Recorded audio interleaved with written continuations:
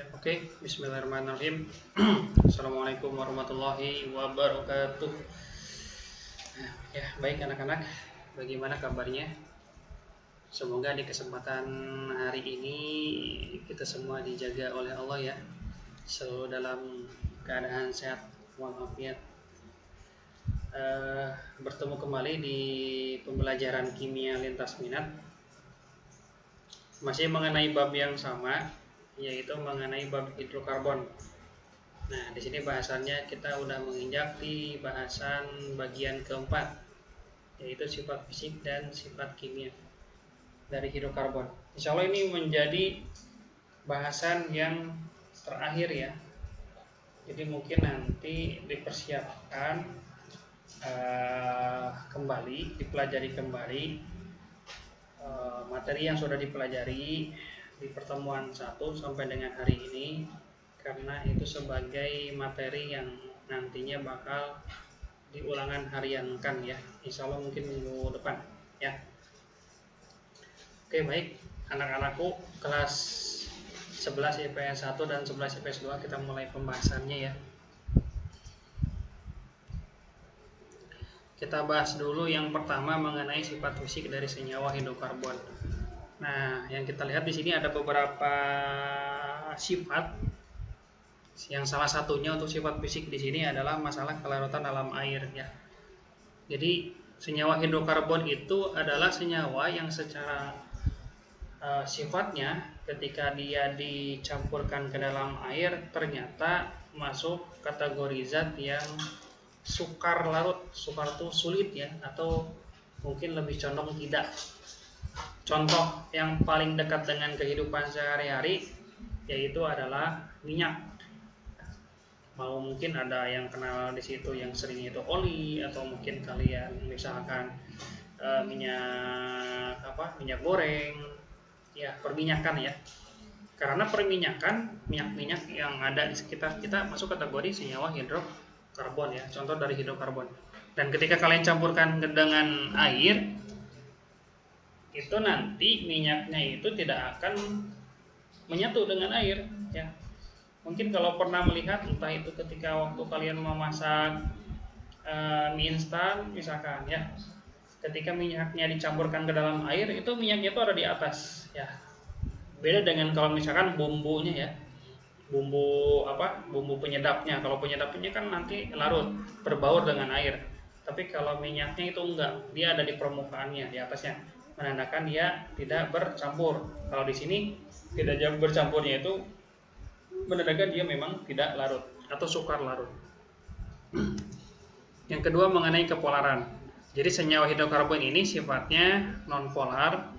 Sebenarnya alasan kenapa tadi di sifat pertama hidrokarbon itu susah untuk larut dalam air, karena sifat dari hidrokarbon dengan air yang berlainan. Air sifatnya polar, sedangkan hidrokarbon sifatnya nonpolar. Sedangkan kalau misalkan zat ketika dicampur saling melarutkan, itu ketika sifatnya sama-sama polar atau sama-sama non-polar ya. Kalau sifat yang berbeda, maka dia tidak akan saling melarutkan. Terus yang ketiga yaitu mengenai wujud ya. Wujudnya pada suhu kamar, suhu ruang sekitar 25 derajat Celcius. Jadi hidrokarbon yang jumlah C-nya itu 1 sampai dengan 4, umumnya dia wujudnya adalah gas. Sedangkan C5 sampai dengan C16 umumnya ya, ini adalah wujudnya cair, dan di atas 17 wujudnya adalah padat. Ya, jadi semakin besar karbon jumlahnya, semakin banyak karbon, maka wujudnya pun akan semakin padat ya. Oke. Nah, salah satu sifat fisik yang penting di sini yaitu adalah mengenai titik didih. Jadi titik didih senyawa hidrokarbon ini akan semakin tinggi jika MR dari senyawa karbon tersebut, senyawa hidrokarbon ini semakin besar. Itu bisa kalian lihat dari jumlah atom karbonnya. Jadi jumlah atom yang karbon yang semakin banyak, maka dia cenderung memiliki titik didih yang lebih tinggi ya. Nah, kalaupun misalkan MR-nya sama, ketika kita mau bandingkan itu dilihat dari jumlah karbon pada rantai utama. Rantai utama itu kan yang sebelum-sebelumnya dibahas di bagian tata nama ya, atau mungkin di isomer juga kan ada. Jadi semakin banyak karbon yang ada di dalam rantai utamanya, maka dia makin besar titik didihnya. Nanti mungkin ada contohnya ya. Nah, ini kebetulan ada contoh. Kita punya beberapa senyawa, ada N-butana, ini strukturnya, terus ada 2-metilpropana di atas strukturnya, dan ada N-pentana. Nah, misalkan di sini urutan titik di antara mereka bertiga ini ternyata N-pentana yang paling tinggi. Baru yang nomor 2 tertingginya adalah N-butana, dan yang berikutnya adalah 2-metilpropana. Kenapa bisa urutannya seperti ini? Karena mengacu pada 2 poin di atas ini nih. Sesuai urutannya ya. Jadi yang kita lihat yang pertama adalah MR yang siapa yang lebih besar, maka dia akan memiliki titik didih yang tinggi. Nah, MR tadi dilihat dari jumlah atom karbonnya aja ya. Nah, jumlah karbon yang mana yang lebih banyak di antara mereka bertiga nih? Kalian hitung aja, totalin ya. Yang sebelah sini yang kiri N-butana 1 2 3 4. Yang 2-metilpropana 1 2 3 4 juga, berarti sama nih jumlah karbonnya. Dan yang paling kanan N-pentana 1 2 3 4 5. Ternyata total jumlah karbonnya paling banyak di antara yang lain ya. Sehingga N-pentana karena jumlah atomnya yang paling banyak, atom karbonnya, maka dia memiliki titik didih yang paling tinggi ya. Makanya N-pentana duluan. Nah, terus gimana kalau misalkan yang dibandingkan di sini dia memiliki jumlah total karbon yang sama? Kalau jumlah karbon yang sama, yang jumlah karbonnya itu sama totalnya ya, maka yang dilihat adalah rantai utamanya. Siapa yang jumlah karbon rantai utamanya paling banyak, maka dia yang paling tinggi titik didihnya.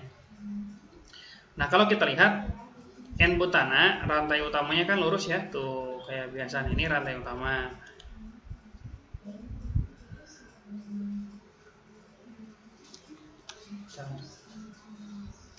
Nih, ini rantai utamanya nih. Nih kan? Ada 1 2 3 4. Dan kalau yang ini kayak dalam penamaan rantai utamanya itu berarti sama ya, lurus ya. Tuh. Ada 3, sehingga rantai utama di bagian N-butana memiliki jumlah C yang lebih banyak dibanding 2-metilpropana. Sehingga titik didih dari N-butana akan lebih besar dibanding titik didih dari 2-metilpropana. Gitu ya. Jadi pertama dilihat dari jumlah karbon keseluruhan, siapa yang paling banyak, dia titik didihnya paling tinggi. Kalau ternyata yang dibandingkannya jumlah karbon totalnya sama, kalian lihat dari jumlah karbon rantai utamanya. Siapa yang paling banyak berarti dia yang paling tinggi ya.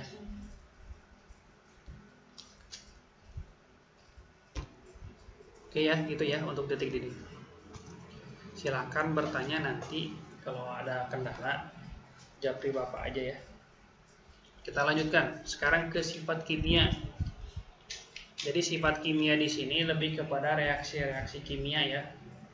Ada beberapa reaksi yang kita coba untuk pelajari ya. Insya Allah ini mudah. Yang pertama ada yang dimaksud dengan reaksi pembakaran. Jadi reaksi pembakaran itu adalah reaksi antara suatu zat dengan gas oksigen, apapun itu ya. Termasuk ketika kalian bernapas itu kan butuh oksigen. Artinya oksigen itu masuk ke dalam tubuh kita, yang berarti di dalam tubuh kita itu terjadi reaksi pembakaran. Hanya saja jangan diidentikan bahwa yang namanya reaksi pembakaran itu pasti ada api yang terlibat di proses pembakaran tersebut. Nah, itu belum tentu. Karena kalau ngebayangin bahwa bernapas itu berarti ada proses pembakaran, berarti di dalam tubuh kita itu ada api. Enggak juga, bukan itu maksudnya ya. Jadi pembakaran itu tidak identik dengan adanya api, bukan identik. Tidak berarti tidak wajib harus ada api yang terlibat di dalam pembakaran tersebut ya. Oke, balik lagi. Karena di sini yang hidrokarbon, dalam kasus hidrokarbon, maka yang kita kenal bahwa hidrokarbon ini terdiri atas dua jenis unsur, C dan H, karbon dan oksigen, maka hanya senyawa yang mengandung C sama H aja yang bereaksi dengan dengan oksigen, ya. Dan ternyata di sini reaksi pembakaran sendiri itu terbagi jadi nanti ada dua macam, ada pembakaran sempurna sama ada pembakaran tidak sempurna. Cukup kalian hafalkan yang pembakaran sempurna saja ya. Dimana di sini kalau misalkan Bapak punya secara pola dulu ya, CXHY hidrokarbon ketemu dengan oksigen, nanti selalu hasilnya itu adalah gas karbon dioksida, CO2 dan air H2O ya. Terlepas nanti variasinya di mana? Di bagian hidrokarbonnya. Mau hidrokarbonnya apapun kan, mau alkana, alkena, alkuna, alkana yang mana, alkena yang mana, alkuna yang mana, kan bisa jadi macam-macam, banyak banget variannya. Hasil akhirnya tetap sama, yaitu CO2 dan H2O. Yang membedakan adalah di bagian koefisien, ya jumlahnya ya. Seperti yang di kelas 10 sempat dipelajari ada persamaan reaksi kan. Jadi ketika disetarakan, ternyata memang hidrokarbon yang berbeda ketika dibakar itu ternyata walaupun secara zat hasil bakal sama, tapi koefisien dari masing-masing zat yang belum tentu sama ya, pasti paling enggak ada satu zat yang berlainan gitu ya. Ini contohnya ya, ada CH4 tambah oksigen jadi CO2 dan H2O. Di sini setelah direaksi disetarakan, O2-nya berkoefisien 2 dan H2O berkoefisien 2 juga. CH4-nya 1, CO2 1. Tapi kalau C3H8 atau propana ketika dibakar, tuh hasilnya sama zatnya, CO2 dan H2O, tapi koefisiennya yang belum tentu sama dengan ketika yang dibakar adalah CH4 ya. Jadi O2-nya malah di sini ada 5, CO2-nya 3 dan H2O-nya 4. Dipelajari kembali yang masalah penyentaraan reaksi yang di kelas 10 ya.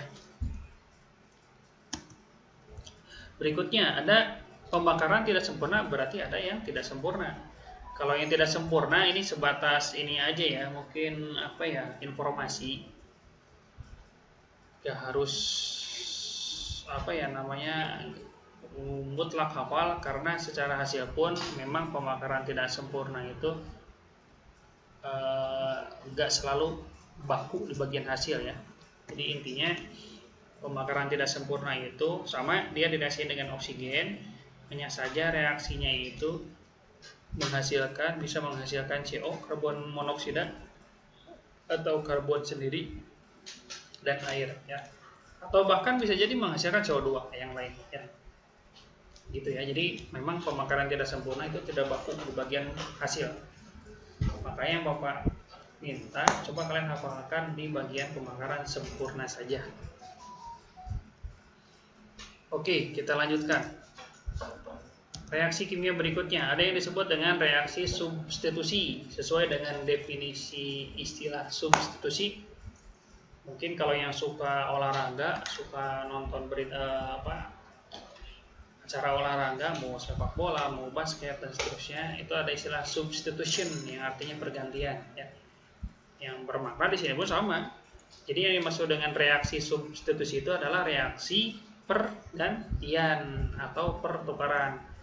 Pergantian apa? Itu pergantian atom ya. Dan reaksi substitusi ini umumnya terjadi pada alkena dengan bantuan sinar ultraviolet, atau cukup kalian tahu aja, oh substitusi terjadi pada alkana. Wah, tadi kayaknya Bapak salah sebut ya. Jadi umumnya reaksi substitusi ini terjadi pada alkana ya. Jadi kalau nggak salah nyebutin alkena, bukan alkena, tapi pada alkana dengan bantuan sinar UV. Contohnya, Bapak punya CH4 nih, alkana nih, ketemu Cl2. Nah, nanti ada pertukaran siapa? Cl2 kan di sini Ca-nya 2. Jadi satunya ke sini bertukar posisi, berganti bertukar ya dengan 1H dari CH4. Makanya 1H bertukar dengan Cl, jadinya kan CH3 karena di H yang satunya pindah, dan nama Cl diganti sama Cl, berarti CH3 Cl. Termasuk di sini Cl yang di sini pindah ke sini 1, Dan H di sini satu pindah ke sini ke kanan, makanya jadi HCl ya. Oke, termasuk contoh yang berikutnya C2H6 tambah Br2 jadi C2H5Br ditambah HBr gitu ya. Jadi ada pertukaran di antara mereka berdua. Berikutnya ada yang disebut dengan reaksi eliminasi. Hampir sama di bagian istilah ya. Eliminasi itu kan berarti ada yang dikeluarkan ya, semacam itu ya. Jadi reaksi eliminasi ini adalah reaksi pelepasan atom atau disebut juga reaksi pentidakjenuhan ikatan, yang dimana awalnya ikatan tunggal berubah menjadi ikatan rangkap. Kalau reaksi eliminasi ini umumnya terjadi pada alkana maupun alkena ya. Contoh C2H6 berubah menjadi C2H4 tambah H2. Ini menunjukkan ada yang dilepaskan, yaitu H-nya nih sebanyak 2 ya. Namanya reaksi eliminasi.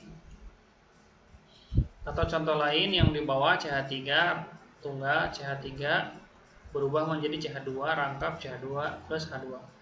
Jadi ciri lainnya itu yang paling enak memang dilihat dari jenis ikatannya.